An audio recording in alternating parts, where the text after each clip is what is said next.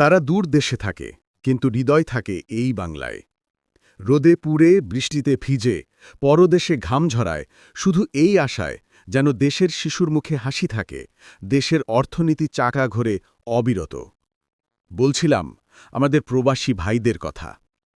বাংলাদেশের অর্থনীতির প্রধান ভিত্তি আজ প্রবাসী আয়, রেমিট্যান্স। মধ্যপ্রাচ্য, ইউরোপ, আমেরিকা, মালয়েশিয়া, কোরিয়া, পৃথিবীর নানা প্রান্তে ছড়িয়ে থাকা প্রায় 1,30,00,000 প্রবাসী বাংলাদেশী তাদের ঘাম আর পরিশ্রমে আজ দেশের অর্থনীতি দাঁড়িয়ে আছে দৃঢ়ভাবে। 2024 সালের জুলাই আন্দোলন, যখন দেশের মানুষ ন্যায়ের দাবিতে রাস্তায়, তখন প্রবাসীরাও চুপ ছিল না।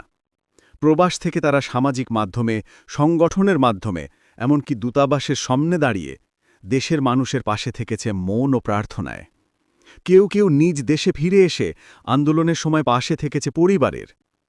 তাদের অর্থ, প্রার্থনা আর সামাজিক প্রভাব আন্দোলনকে দিয়েছে এক নতুন শক্তি।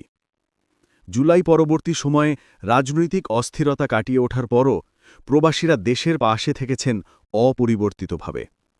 শুধু অগস্ট থেকে অক্টোবর এই 3 মাসেই তারা দেশে পাঠিয়েছেন প্রায় $6.2 বিলিয়ন রেমিট্যান্স।